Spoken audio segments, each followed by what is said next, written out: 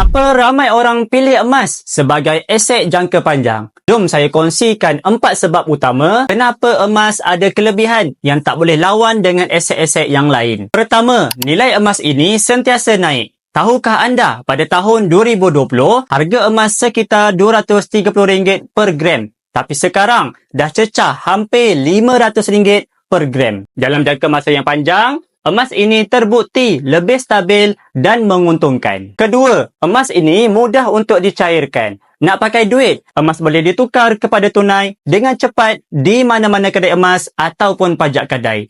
Tidak seperti rumah ataupun hartanah yang susah nak jual. Ketiga, emas ini kalis inflasi dan krisis ekonomi. Ketika duit kertas semakin susut nilai, emas tetap bernilai. Masa ekonomi jatuh, harga emas biasanya akan naik. Sebab itu, ramai yang menjadikan emas ini sebagai pelindung kekayaan. Keempat, emas ini mudah untuk diwarisi. Nak simpan untuk anak cucu, emas adalah pilihan yang terbaik. Tak perlu pun urusan perundingan yang rumit, boleh terus beri kepada waris tanpa sebarang masalah. Jadi, kalau anda nak simpan aset yang selamat, mudah cair dan sentiasa bernilai, emas adalah pilihan yang terbaik. Semoga perkongsian saya ini memberikan manfaat dan jemput follow saya untuk info lanjut tentang emas.